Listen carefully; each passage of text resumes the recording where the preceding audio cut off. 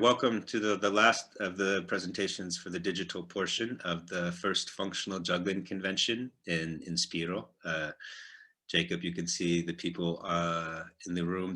They're in Budapest. I think you know this, right? In Spiro Circus space. I'm here to introduce Jacob, or I'm here to tell you why I invited Jacob, and then he can introduce himself. Jacob is I think one of the few people in the group I haven't met personally so far, but I'm very familiar with his work, and there's a lot of similarities in the way that we approach sharing juggling, but also he is focused a little bit more in a different direction than we are. I think he's more with like coordination development and more, I would say more academic than me. I'm a little bit of an informal approach. So I feel Jacob is a nice complement to what we're doing. And also it's not requiring, his work doesn't require specialized equipment, you know, so it's very accessible and you can bring it into other groups very easily, you know, whereas like the functional juggling is more like a tank. He's more like his material is more like infantry. You can really get out there and play with it. So he's coming to us from Las Vegas right now. And Jacob Wiess, thank you. All right, well, thanks for having me. I'm definitely excited to be a part of the program. And yeah, I agree that a lot of my approach has good synergy with all of the functional juggling methodology, mindset, movements, but then giving you maybe a little different perspective of where it could go and how it can connect with other disciplines and other forms of movement, exercise, therapy. So hopefully you'll come away from this workshop with some specific exercises and ideas, but also just the bigger approach of how you can take all of your understanding of functional juggling and translate it into a variety of different spaces. So I want to start out, if everyone has a ball or beanbag with them, if you're watching this as a recording, you can pause and grab a ball, an orange, whatever you have around. Now, you can do this sitting down. If you want to stand up and get a little bit moving, but here's what you're going to do. I'm going to demonstrate this first, and then you will do it. Now, part of the demonstration is closing your eyes, which is why if you close your eyes at the same time, you're not going to be able to watch the demonstration. So, all right, so here is what you're going to do. You're going to take the ball in one hand, close your eyes first, and then move your hand with the ball somewhere in front of your face, shoulders, somewhere, and just stop. Once you've stopped in position, you'll take your other hand around waist level and feel where it lines up. Just with your eyes closed, try to feel where it lines up underneath the ball. Once you've gotten it in position there, then pause for a second, drop the ball, catch it, and then open your eyes. All right, so start by now you can go ahead and do it. So start by holding the ball with eyes closed first. You're moving the ball randomly around somewhere eye level, but moving it to stop it at random position. Try to line your other hand up underneath it. When you really feel that, then drop the ball and open your eyes after that. So how does that feel? You might not get it perfect, right? It can still bounce off of your hand, but you can try it again. And if you need to, you can bring your hand closer so it doesn't have to be as big of a drop. And that closeness can also be a good modification to adjust for different ability levels or mobility levels if you do this exercise with someone. But the whole idea with this, it's all about proprioception. So proprioception is it's your awareness of where your body is in space. So if you can close your eyes and touch your nose with your fingertip, right? Same thing. An example of how this applies just to anyone in everyday life is have you experienced, and you can hold the ball now and feel free to sit down for a bit. If you have ever stepped off a curb and thought it was higher or lower than it was, or you're walking down the stairs and you thought there was one more or one less stair and you stumble at the end, right?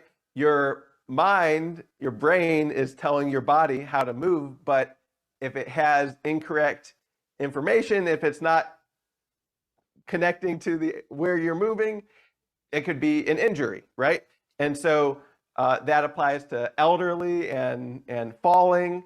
It applies to athletes in terms of when they're moving fast, and it applies to everyday situations. So just being able to have that awareness of where your body is in space is part of everyday functioning, and can be things especially with certain neuro or aspects of as you age, or whether it's Parkinson's or anything from young kids first learning how to move to as you're aging and it being a little harder. That's something that's important to keep that skill up, keep that ability, and practice that ability. Well, this exercise, it almost feels like a trust fall with yourself. You're like, wait, how did I do that?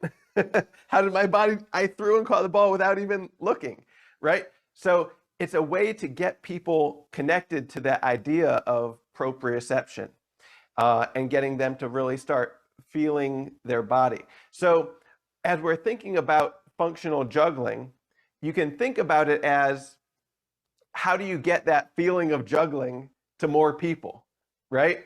And that's a lot of, it's not the only goal of functional juggling, but that is a lot of both my approach, and I think it with Craig, and that's kind of where it comes from. It's like, this feeling is amazing, these benefits are amazing, how can we get that feeling to more people?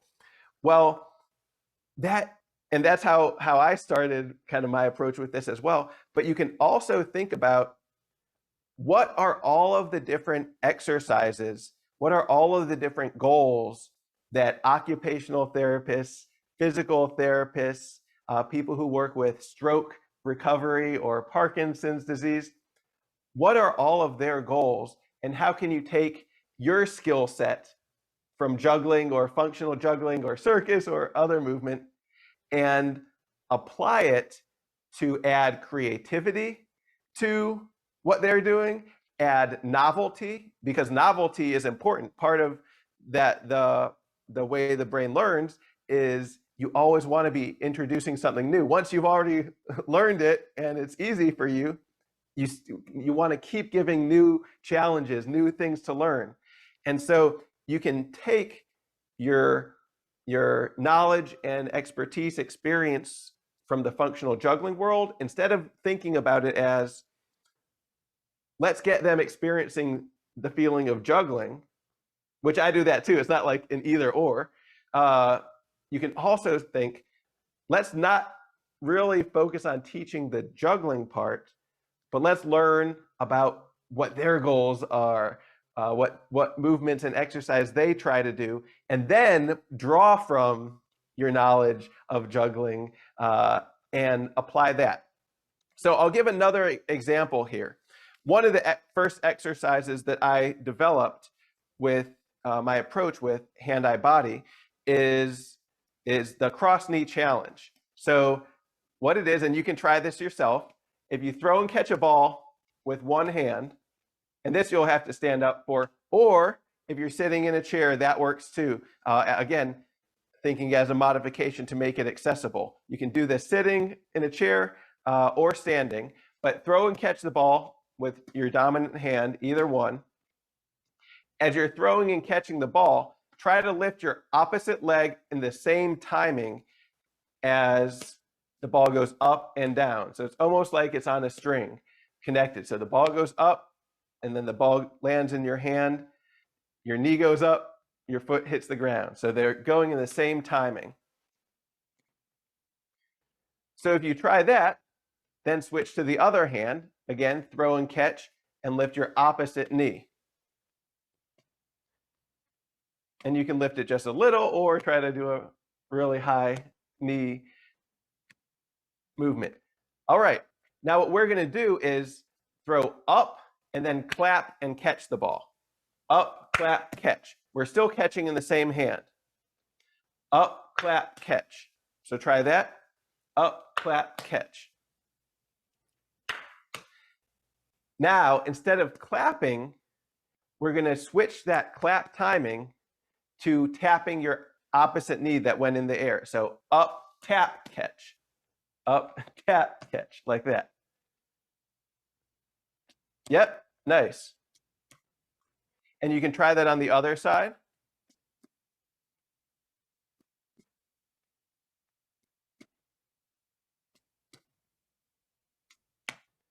All right, good. Now, to really keep it going continuously, you'll alternate sides each time. So on one side, pass the ball across, and then on the other side. So you're always throwing and catching with the same hand, alternating, just walking in place there. Right? So up, reach across. So the throw, tap, and catch, it's with the same hand. Throw, tap, catch, pass to the other side. And sometimes it can be confusing and you're like, oh wait, do I tap with this hand? Right?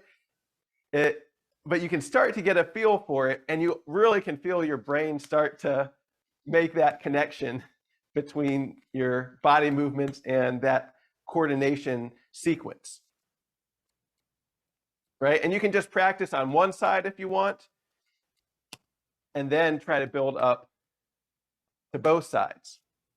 So think about that. That is a fun challenge, throwing and catching a ball, but the throws and catches are very simple. And now you're getting some movement in.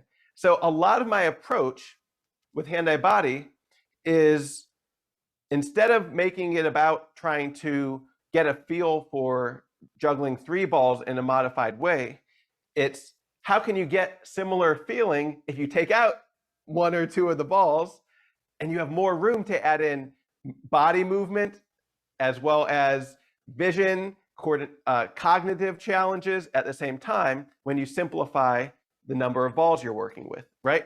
So instead of thinking about manipulating more than 1 ball, it's kind of like 1 ball plus more body parts, right? And so when you think about this, I developed that exercise coming from, okay, let's think about how could we add in more movement to a juggling type throwing and catching. That's kind of where I first started. But as I started to share that, a lot of people who work more from the exercise fitness movement world said, well, this is a cross crawl pattern, right? It's a bilateral movement pattern that people use. And it's a great way to get crossing the midline, which a lot of occupational therapists and related professions focus on, without a ball, right? So what I am doing then is adding, you could think about it as take the juggling and bring it to other people by making it just 1 ball. But you can also think about this as, what are some of the movements that people already are doing and incorporating into therapy, into exercise? What would that look like if you add a ball, right? So this can be seen coming from both directions. And so a lot of what, especially if you're thinking from a functional juggling, from the juggling world, bringing it out, I want you also to be paying attention to what are the exercises, what are the goals that people already are working on, and how can you apply that? A simple thing is just add a ball, right? What would it look like to add a ball to this exercise? If you've seen, a lot of athletes will do tennis ball drills. So with basketball, people will do drills where you're dribbling a ball and throwing a tennis ball off of the wall, right? That's adding a ball to the existing practice, right? So a lot of what you can think about when you think creatively from the functional juggling framework is not focused on the juggling. And again, people you don't even have to talk about juggling, right? It's just, let's add a ball to this exercise. And you can share a lot of those same benefits. So that's one example of when you reduce the number of balls, you can start adding more body movements.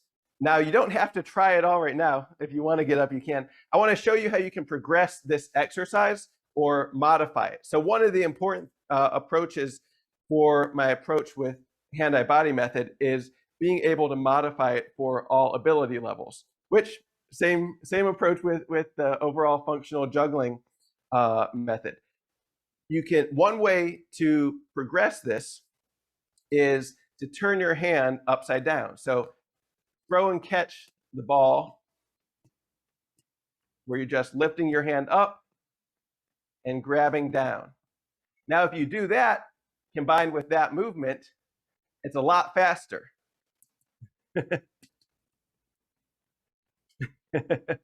Right? So that's going to be a lot harder to keep going smoothly. It's a quicker hand motion. Well, if you're working with athletes, that's a great drill to incorporate that hand speed and agility with this exercise. You can also stay balanced on one leg, do the same thing, either way, if you're trying to work on more balance, right? So again, you can see that you can apply these same concepts to very specific functional goals. Another way you can progress this is if you look at when you're doing the tap, your other hand's not doing anything, right? So a really fun brain teaser is to have that other hand at the same time as you're tapping the knee, reach across and tap your shoulder. And this one really will get you tripped up and you'll be like, wait, which hand is is going? So again, that way, where that you feel your brain and body not connecting. So one of the things that I like doing is give people exercises that at first you feel like my body's not working right. And then as you start to get it, you really feel that growth mindset. And so apart from any of the actual specific movements that you're teaching, think about these exercises as a great way to tap into teaching growth mindset, because they're all relatively accessible, but they give a little bit of confusion and challenge getting your brain and body working together at the beginning. And when it clicks, you're like, wow, I'm getting it, right? So these are some really fun ways to get people feeling that growth mindset internally. And it gives that anchor, right? So next time they're trying something, maybe it takes weeks to feel that, or months or years, but they can remember the experience when they went from this doesn't work to, wait, I'm doing it. So I'm not going to go deep into that, but there's a lot that you can really use these exercises to tap into that growth mindset element as well. So those are just some progressions that you can make it a little harder with the cross knee challenge.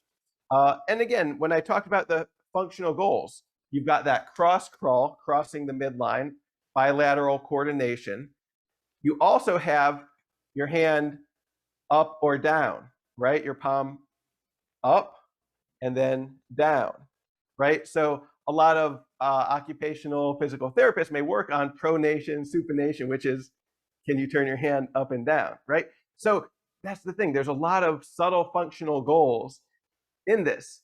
Vision therapy, right, works on eye tracking. Juggling is a great way to work on eye movement, back and forth, focus from one spot to another, all those things. Well, you can be very purposeful with it and saying, okay, what are the eyes doing in this exercise, and can we change it up? Can we be purposeful, or are there different exercises we might use for different students or clients or patients that someone is working with? The example I gave at the beginning with your eyes closed is a great way to practice that proprioception without the visual input, right? So there may be other times that you want to work on. This one I'll just try. I want to give you just a quick example. As jugglers, you may do this a lot between juggling solo, passing with partners, but you don't even realize is hold either your finger in front of you or a ball, focus your eyes on the ball in your hand, and behind you, the wall or space in the room will be out of focus. Then switch your focus to a spot 6 to 10 feet in front of you or further on the wall or the camera or computer screen, back to the ball, back to the further spot, back and forth. So what you're doing with that, you're changing your focus from near to far, right? And some people will call this pencil push-ups, where you hold a pencil in and you're moving the pencil and changing your vision focus. A lot of these exercises can tap into that, but you have to know what's happening, right? You have to be purposeful in knowing that's a functional goal, a functional exercise. So, for example, if you are doing this exercise, are you looking at the ball or are you looking past the ball, right? What's in your peripheral vision? Are you switching? Maybe you look at the ball twice and then look past the ball twice. Look at the ball, look past the ball, right? So that's, again, where you can the more you can learn about other types of those exercises, from the movement to the vision to the cognitive type of exercises, you can really have a lot to contribute from your functional juggling approach that you didn't even realize.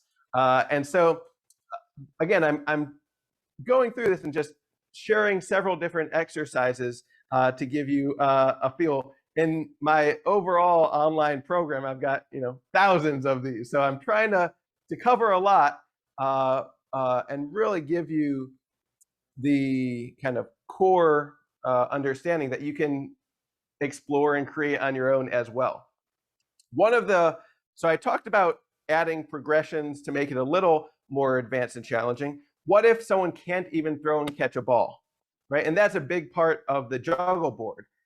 With the juggle board, it gives a lot of that movement without having to be able to throw and catch a ball.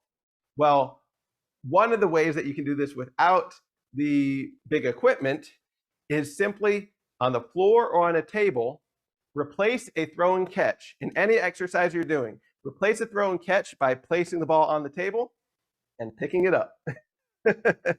That's it, right? So place the ball on the table, tap your opposite leg, and pick it up. Other side, right?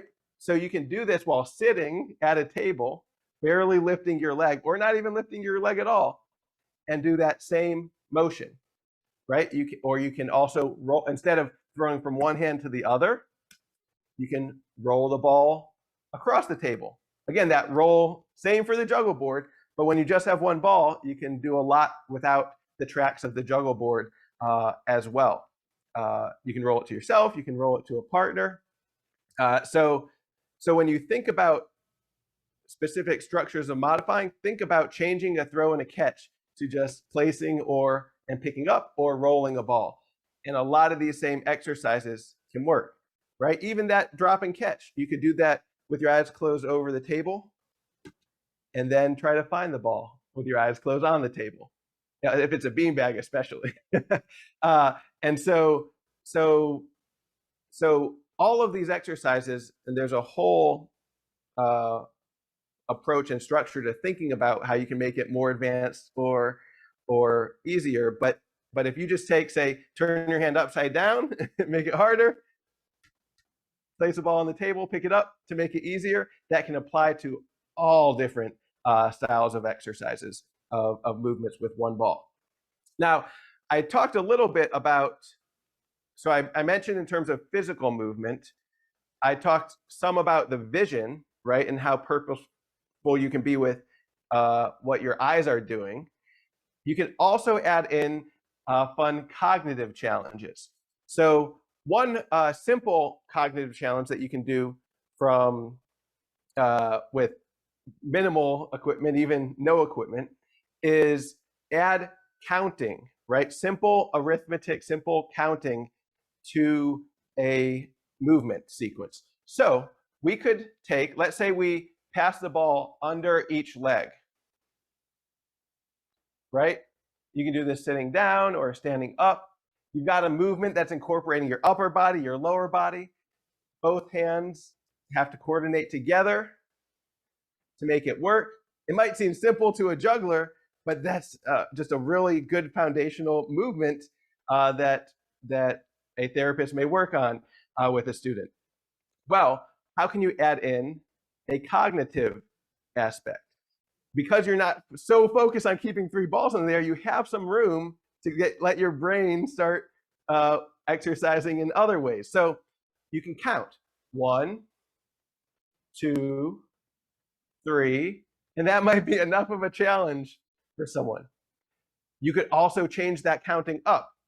So I've got a whole approach to counting called cognitive counting, where really all it is get creative with counting and numbers, not fancy math, just simple counting. How can you get creative with it? Well, an easy way would be count backwards. 10, 9, 8. All right, that's not too bad. What about count backwards starting at 35 by 3s? Okay, 35, 32, 29, right? You're starting to think a little bit more. You can do that also with an counting. What if you really probably challenging for me as well, count backwards down the alphabet by 3s.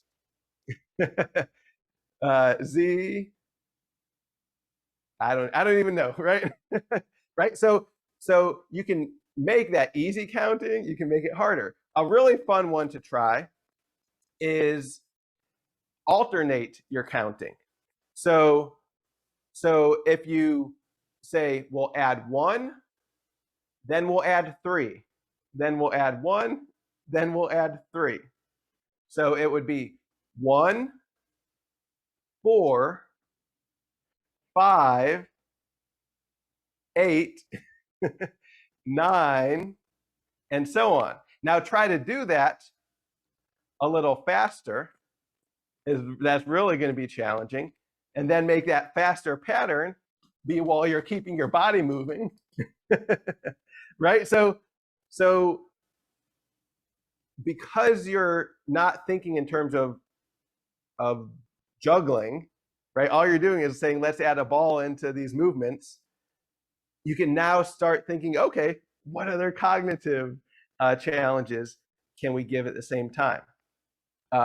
And doing movement and cognitive exercises at the same time is not new, right? That's what a lot of neuro rehab and the concept of dual tasking, right? Doing 2 different tasks at the same time, maybe a physical task and a cognitive task. That's common practice with a lot of disciplines working, especially on the therapy end, even on the athletic training end. People are starting to incorporate that now. And then you can say, okay, what creative movements can we do with the ball at the same time that you bring in from your juggling knowledge that they may not be able to think about just because that's not where they've trained in. So there's a lot that you can contribute in that when you're aware of all the different goals that that people have. So that cognitive counting is a fun one. Let me pull up a chart here, and you can try this as well. There we go. All right, so one of the tools that I've developed is a series of coordination charts. So a coordination chart is a visual chart that you can print out, and on the Hand Eye Body website, you can actually get this chart as a free PDF download and print it out and put it on the wall, on the table in front of you, or just keep it on your screen. The whole idea here is you are reading through the chart, right? So you can read it from just like you're reading a book, whichever way you read, I guess, right to left, the first row, then the second row, and going down the page just like you're reading. Well, instead of words, you've got symbols. But just like words translate to meaning, these symbols can translate to meaning. But they're abstract enough that you can come up with your own mapping of what the symbols mean. So for example, if you see an arrow pointing to the right And my video may be I'll try to reverse my video movements since if I hold my right hand up, it's showing up on the left side here. For this one, I'm gonna reverse it. So I'll call this my right hand and this my left hand for now. So if you see the arrow pointing on the screen to your right, raise your hand on that side where it's pointing. If you see it pointing to the left, raise your hand on that side. You can do that with your hand. If you have a ball, you can throw and catch on that side, right? So you're just reading through the chart. Your eyes have to see the symbol, process it. Your brain controls your hands to lift or throw and catch, make that movement, and then you're tracking across. You have to keep track of your position as you read through, and you can try that just with this image on the screen here. Now, again, if you add in throwing and catching, so you're throwing, right? You can do that with the cross knee challenge even, right? So if an arrow points to the right, throw with your right hand. If it points to the left, throw with your left hand and go down. So now we've added more of a visual challenge and cognitive challenge reaction to the symbols in addition to the movement and the throwing and catching. So there's a lot that you can really stack on when you have tools like this that you can apply to all of the other exercises you've already been practicing and learning.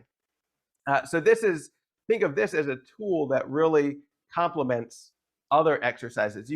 What could you do with this chart with the juggle board, right? What types of things could you do on a juggle board while following and reading this chart?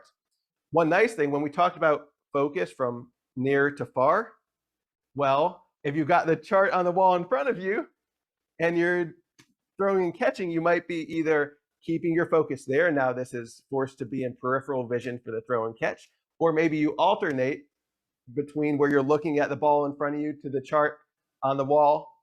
And again, it helps incorporate. So a lot of this is the type of exercise that vision therapists, right, working on correcting eye movements and practice exercising those eye muscles.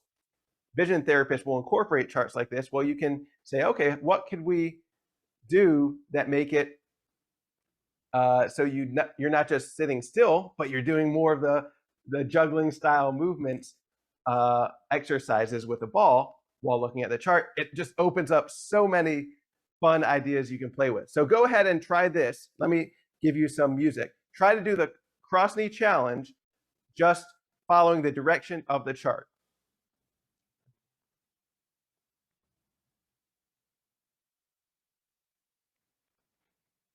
I'll get out of the way here.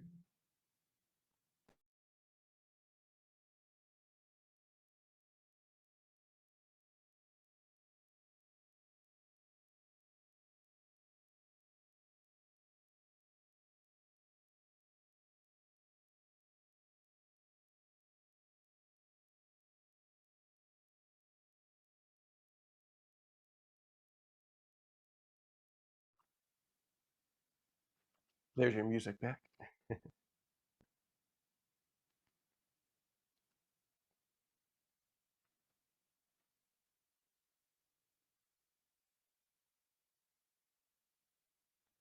So I'll let you go a little further. We won't go through the whole chart just for time here. But you can start to get a feel. What other juggling type movements could you apply to this chart? Now, that was just with the direction of the arrow. The arrows also have color, right? So what you can do then is add more of a cognitive challenge based on the color. For example, especially if you're thinking about working on an exercise that involves upper and lower body and being able to balance a little bit, try this. With the arrow direction, that's what your upper body is going to follow. So the arrow is going to be your right hand goes up, or your left hand goes up, or you're throwing the ball with your right hand, or you're throwing the ball with your left hand. All right? That's what the arrow direction, just like what you were doing, will indicate. The color is going to be what your legs do at the same time. So if it's a blue arrow, stand and balance on your left foot while you throw and catch the ball. If it's a green arrow, stand and balance on your right foot while you throw and catch the ball. And if it's a yellow arrow, stand on both feet and do a little bit of a stand on your tiptoes, go up a little bit. Right? So the first one is a blue arrow to the right. So what would that be? That would be throw and catch with your right hand while standing on your left foot. Or lift and, right? So this is a good example of a dual tasking exercise that you can do with or without a ball. And you can read through the chart. And you can feel that, right? So you got your vision challenge there, but then each position you're trying to stack multiple rules at the same time, let your brain figure it out, and then it's not just give an answer verbally, it's your body has to do the corresponding movement. And again, there's that dual tasking. Your hands have to follow it and your feet at the same time. You can go slow and make it very accessible.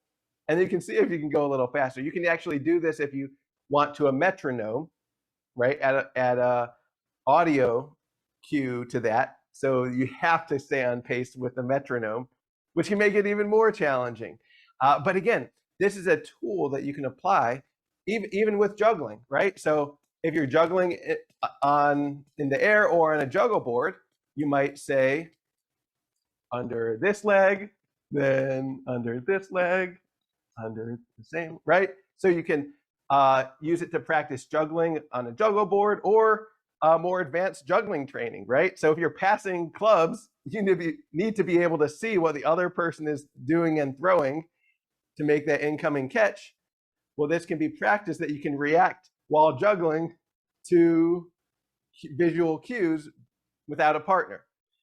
So you can apply this in a lot of ways. And again, it's a lot of my approach has been as providing exercise ideas, the visual tools and charts that people can incorporate into their own style, their own teaching, right? So if you say, hey, I made this juggle board and I'm doing all these exercises with the juggle board. Okay, what could you do with this chart with the juggle board? Maybe you come up with your own tools or your own modes that really work well with your teaching.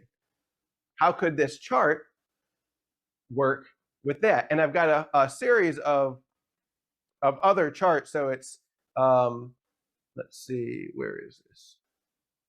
So it could just be more simple without an arrow, the colored shapes chart.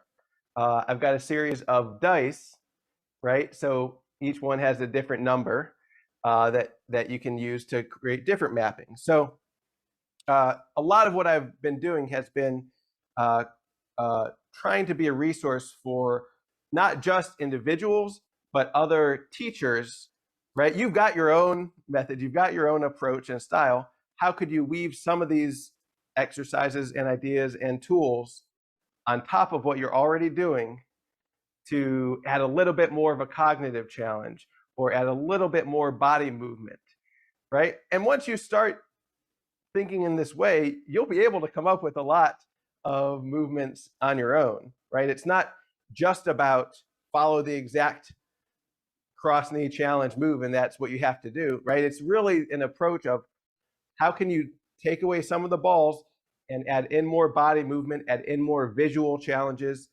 reaction challenges, cognitive challenges at the same time. So that really is a big part of what I hope you get from learning these is just try them out and then start thinking in that way. And not just for you, but if you're teaching, one of the most powerful parts of this is to give your students or clients the chance to get creative as well, right? So you have the arrows chart. Don't just, you can start by teaching it and say, okay, left arrow, you move your hand, your right arrow, you move the other hand.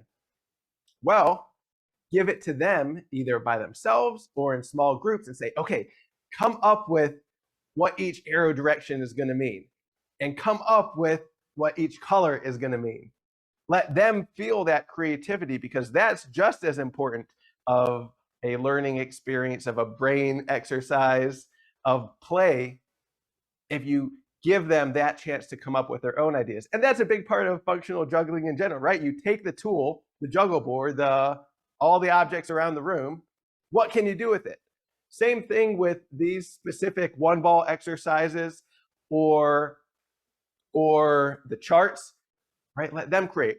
On just the last example that I'll share is one exercise in that mode of really tapping into not just the movements, but the creativity, is take a ball and pass it from hand to hand. You can't throw and catch it, right? So you've got the constraint. You only can pass the ball with no throwing and catching. Come up with as many ways as you can to pass the ball back and forth, right? So it might be behind the back, might be kind of trapped in the chin. It might be twisting your arms around, right? No throwing and catching is really the rule constraint, but then get creative with it, right? So you can give individual small groups that challenge just with passing a ball. And a related one is take a ball and a cup. How many ways can you get the ball into the cup, right? It can be complicated. It can be, simple. Whatever it is, it can be accessible to any level. But it's taking that next step of understanding this approach and finding ways that all types of students can tap into that creative process as well. And that makes it fun, because you as a teacher and the students can be learning together. The students can challenge the teacher, and the teacher is like, oh, I dropped, oh, right? They see you create that connection in a different way just by sharing that opportunity. One of the one person who is part of the Hand-Eye Body Academy, which is my online program to learn this method and exercises, she works with people with Parkinson's disease, and she's amazing. She does a whole program around theater, right, and applying narrative and storytelling and theater concepts to Parkinson's wellness and exercises, right? Really tapping into that creativity with the movements.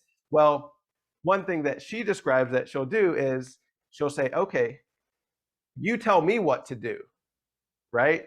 She says, do I pass it under my arm? Do I go behind my back? You tell me what to do, and don't just tell me, but trick me, right?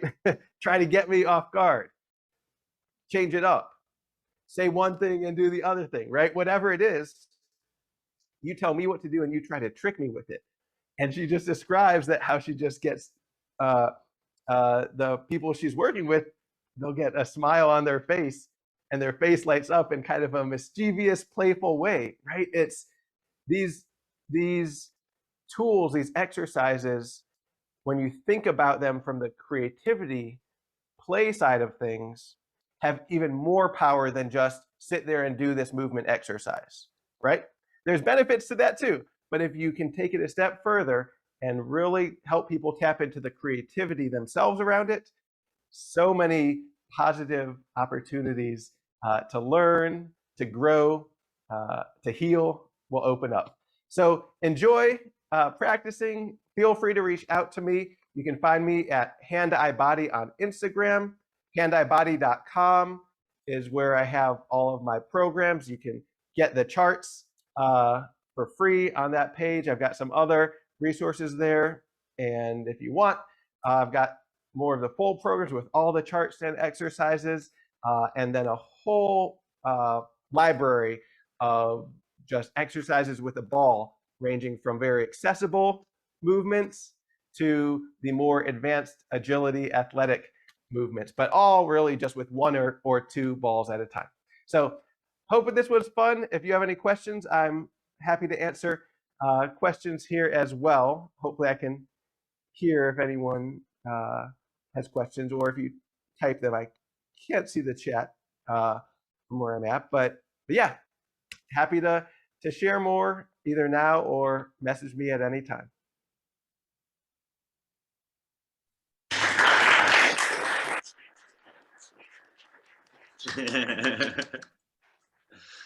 Thank you so much, Jacob. Thanks for being here. I think that was actually perfect ending probably to this conference, because they've been spending a lot of time with the juggle board props, you know, and even this language with functional juggling, we're still trying to figure out what it means. You know, it's just a word we came up with. It's been helping us, but the methodologies, the solutions that we're all finding in different parts of the world, and then how we're applying them, like everything you're saying is just echoing, you know, what this community is trying to build.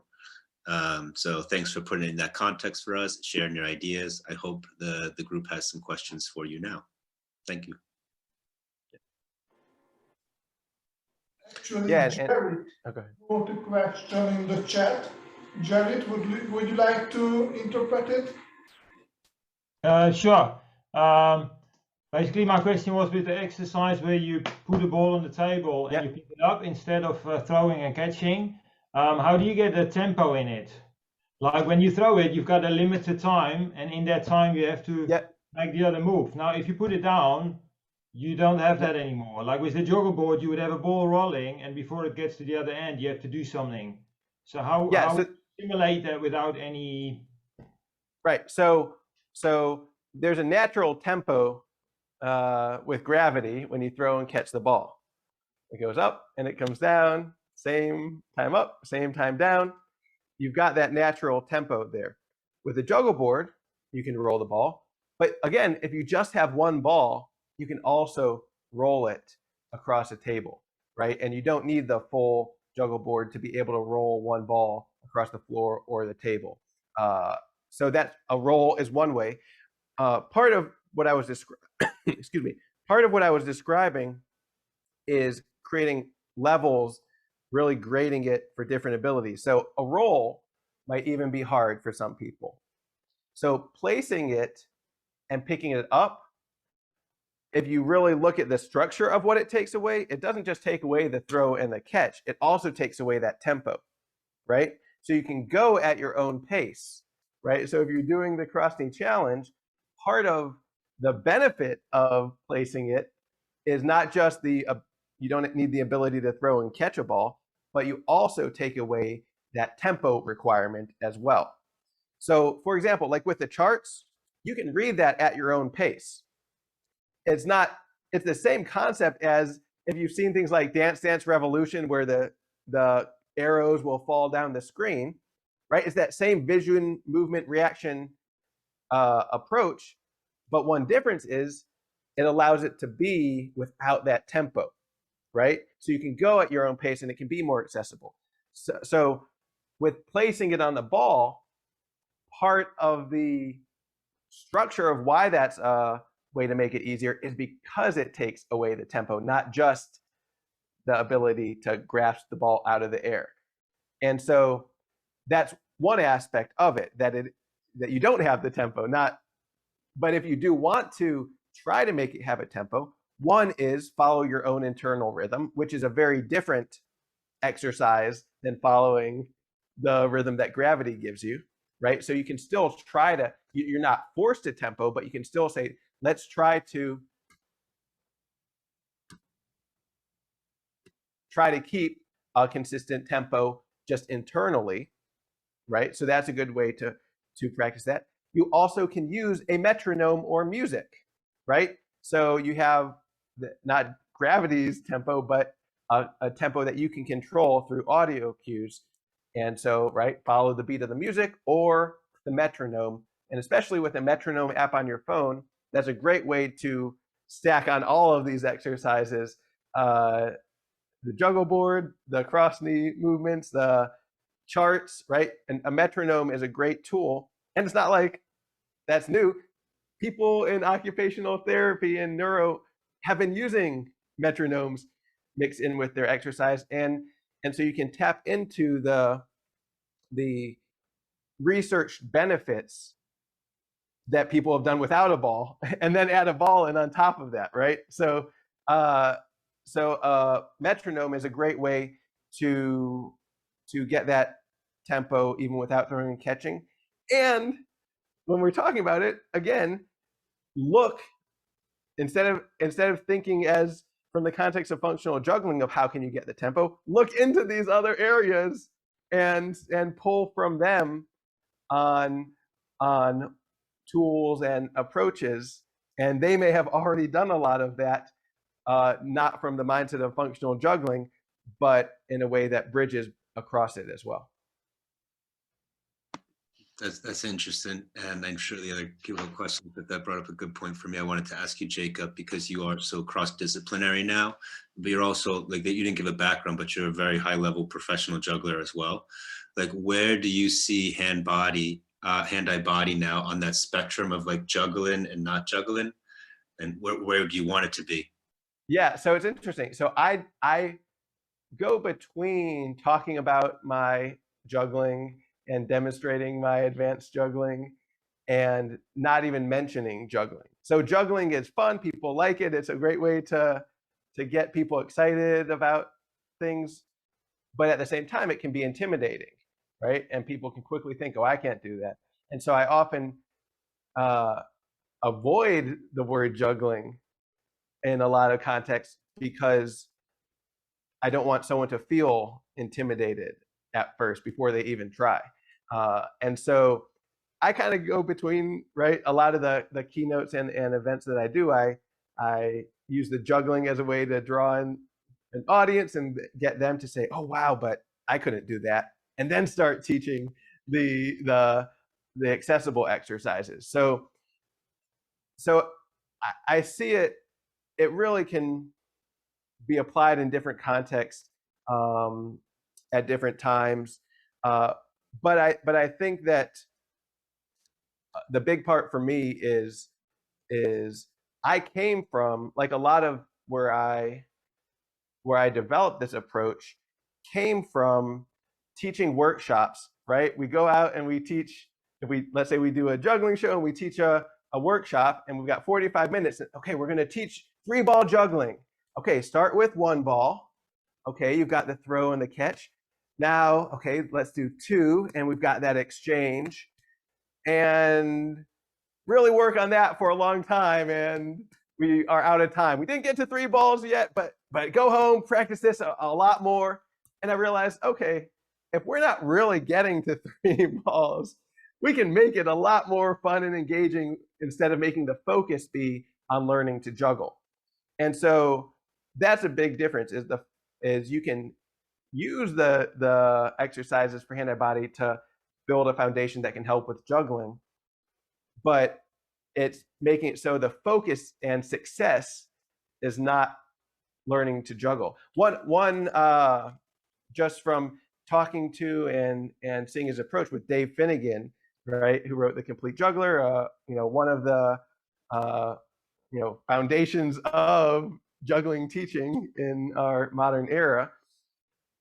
He really likes using scarves because he wants everyone to feel success in that short workshop period, where not everyone's going to get that in a short workshop. And I had always used balls and beanbags as opposed to scarves, but that also shaped part of my approach, in that if this is what you're teaching, then just like juggling with 3 scarves, everyone can feel that success if that's the goal. So if you're talking about where it fits with juggling, I think a big part of my approach is not making juggling the goal. That's one thing that you can learn, but I think it also can influence juggling. For example, what would a juggler say typically if someone says, hey, I can juggle, watch this. I'm excited, look, I can juggle. And the juggler, what do they say? No, you're doing it wrong. Stop that. No, right? So I think this approach, because it's all about exploration, it's just what can you do? How can you move with the ball in different ways? It can change the approach to teaching juggling, right, as well. Instead of this being wrong, that is awesome. Have you tried going the other way?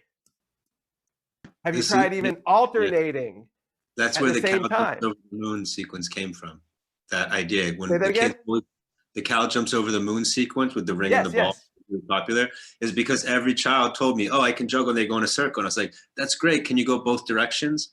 And I found that with Exactly. 2 balls, it was harder for them to switch directions. But if I gave them an object they wouldn't throw, it was very natural. Yes. Yes. Exactly. And there may be other techniques that other people come up with as well when you have that mindset of not saying, here's the 3-ball cascade juggling pattern and type of throw, but okay, great. Are you able to practice? What things can you do that practice getting a rhythm with throwing and catching with both hands? Or, right, just like I said, of placing the ball on the table with the 1-ball exercises, that's a great 3-ball exercise as well. And I always think of, like, when I talked about like realizing that, okay, in this workshop we're barely getting through the 2-ball exchange. I'd want you to spend hours on that, and then 3 balls will be a lot easier. Is just coming up with other fun challenges, right? Flipping a bottle, whatever it is, doing things that complement that bilateral coordination, moving with an object. The more you can practice that, the easier juggling is going to be, because you've separated those fundamental skill sets and body control from the pattern of 3-ball juggling. So you can work on that separate from that pattern.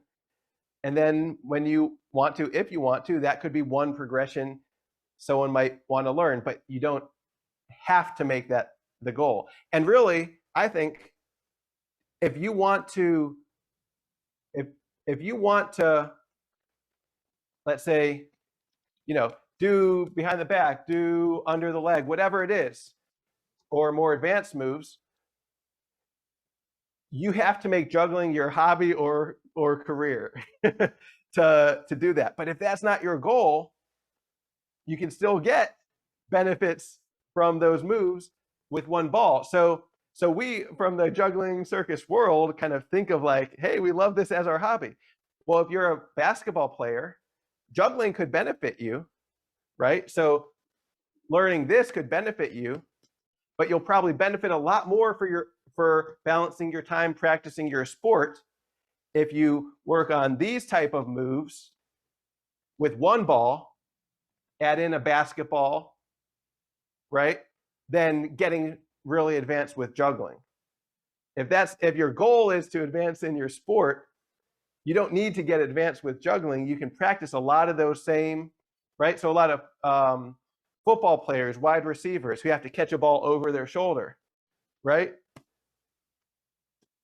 When I teach that move, right?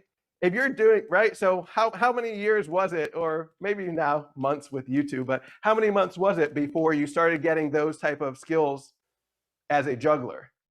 That takes a long time, right? That's not the first trick you learn to get that continuous back. You don't need to learn all the juggling foundation and practice your hours with juggling to be able to benefit from this exercise as an athlete, right? So again, or whether it's physical therapy, whatever. If your goal is not to make juggling your hobby or career, then you can simplify the number of objects, not make it be about juggling. And again, whatever you can call the 1 ball juggling still, but what people think of as juggling with 3 balls. If you don't talk about it in that way, then it's just a tennis ball drill for football, right? But you can still add creativity to that and be a resource for that without trying to impose juggling as a hobby as the main goal. So long answer conversation, but I think there's no one right way to view it. I think, but I think being open to being a resource from your juggling knowledge without trying to make it all about juggling is a way that can open up new opportunities.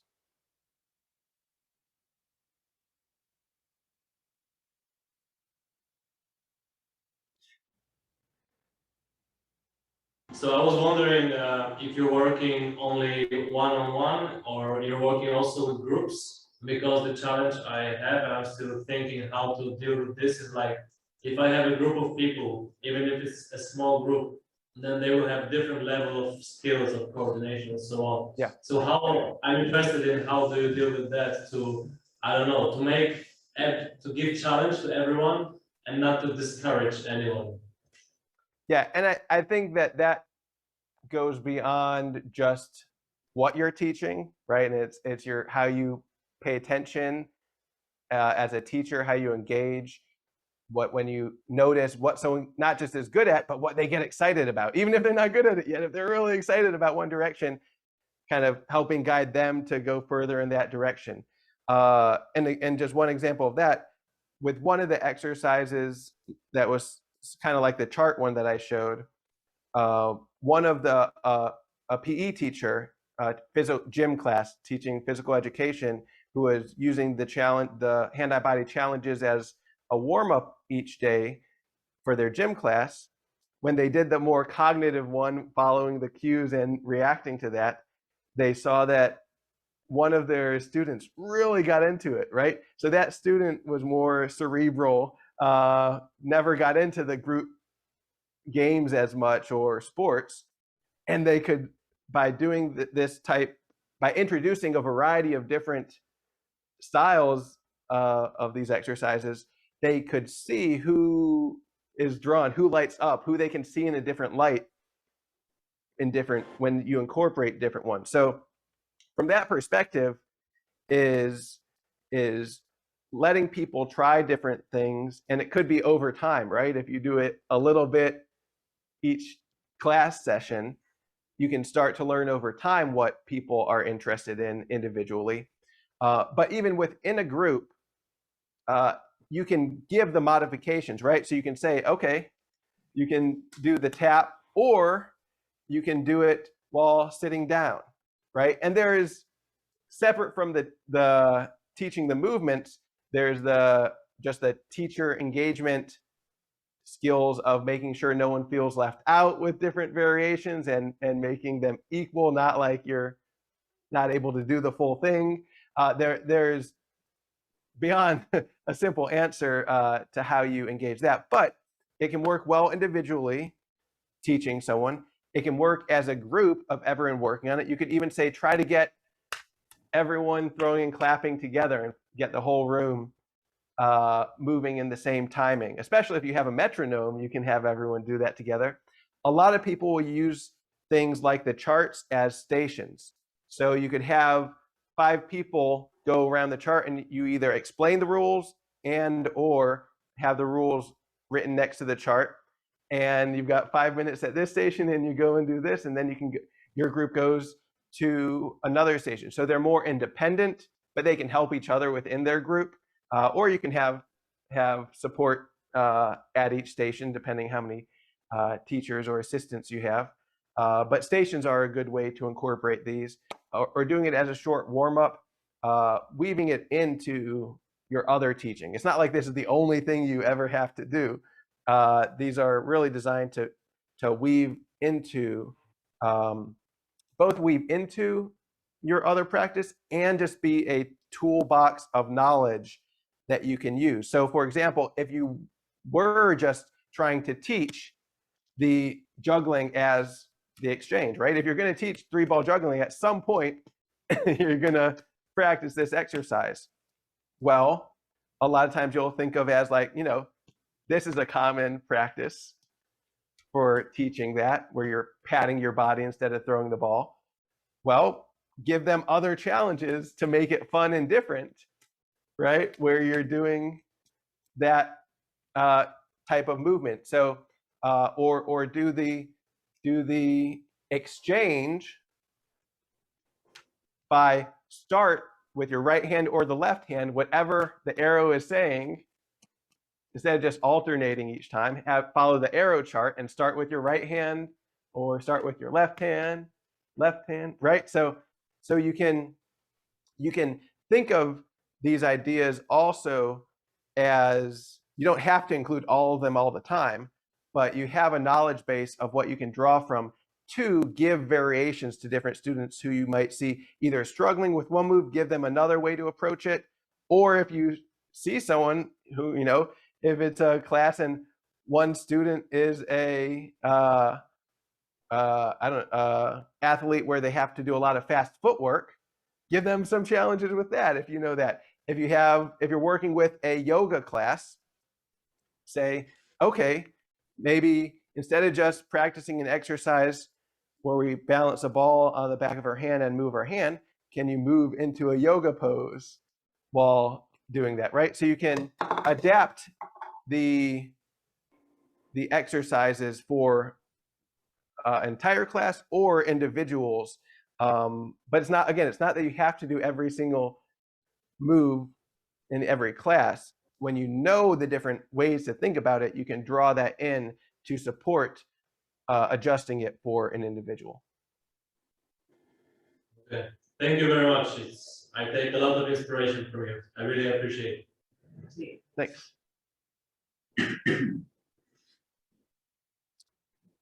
Any other questions? I think we're out of time, actually. Oh, yes. Okay. It's late there. They've been there all day. I guess, I don't know.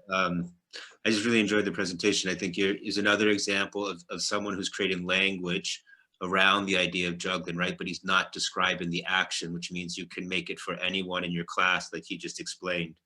You know, like he's found another keyhole for us to play with. Yeah.